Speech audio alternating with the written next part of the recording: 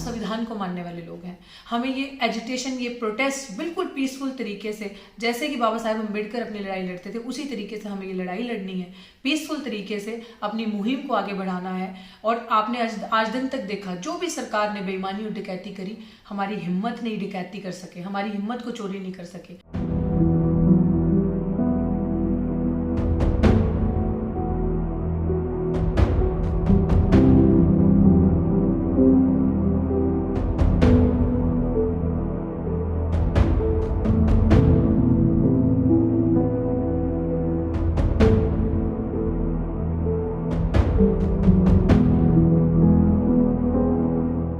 I see Dr. Ritu Singh's case as a telling example of deep-rooted and systemic institutional casteism, and also as an example of a clamping down on the right to dissent.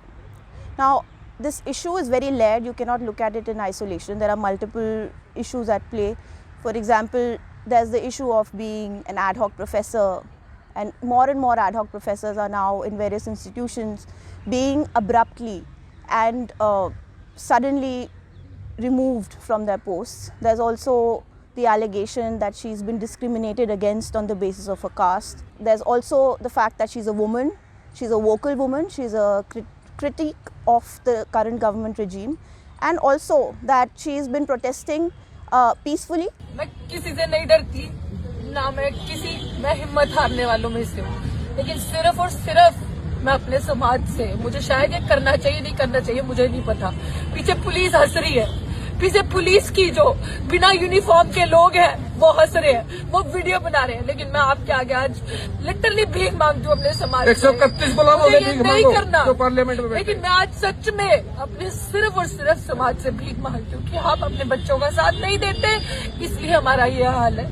इसलिए सड़क से जहाँ बैठ के आंदोलन लड़ रहे थे, आज वहाँ से भी हटा रहे हैं, छत भी उठा ली यहाँ से।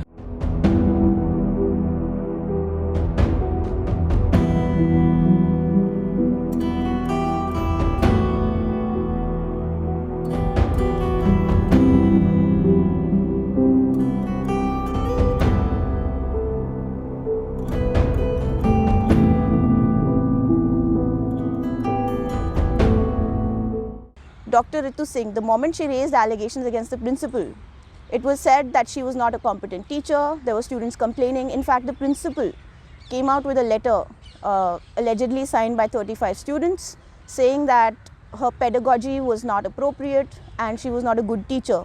Now, turns out after an investigation that these 35 people that had allegedly written this letter did not exist. They were not her students. They were not part of the university. They were not on the campus. So it was only then that the police registered this FIR, and the fact that there was so much delay in registering an FIR for forgery against the principal as well as invoking sections of the SC/ST Atrocities Act took so long is itself a violation of the Act.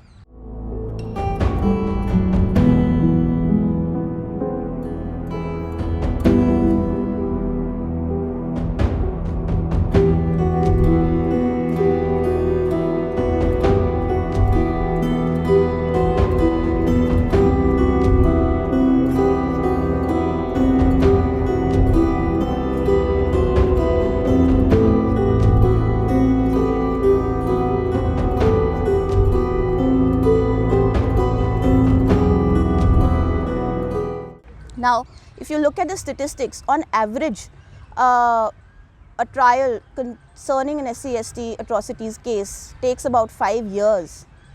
But that goes against the mandate of the Act. The Act requires that a trial should be concluded on a day-to-day basis within 2 months after the filing of a charge sheet. Now, that is section 14 of the Act. It makes it very clear that your trial has to be on a day-to-day basis. Is it happening? Not really.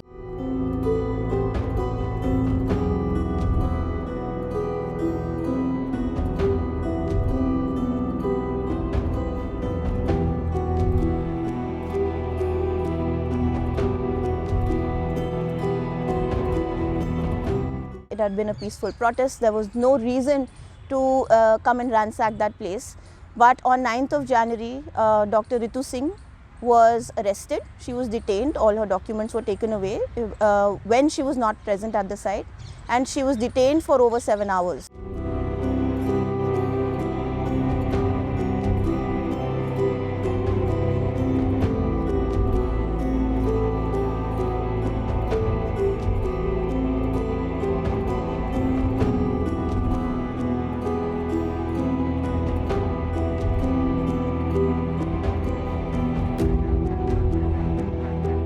Institutional caste discrimination, I think, manifests itself in many ways and many forms.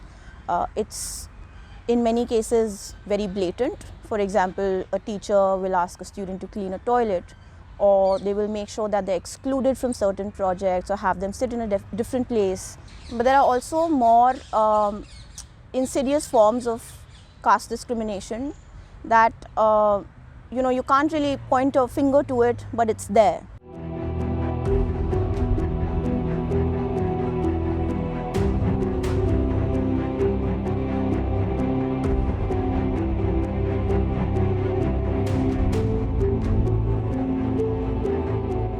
Also, institutions are viewing these protesters and these students and professors as the enemy. So the law enforcement is doing that, these institutions are doing that. If you look at a JNU, or you look at a Delhi University in Dr. Ritu Singh's case, if you look at TIS, it's happening across the board, and we need to take a step back and not see peaceful protesters who are exercising their constitutional freedoms guaranteed by the Constitution as the enemy.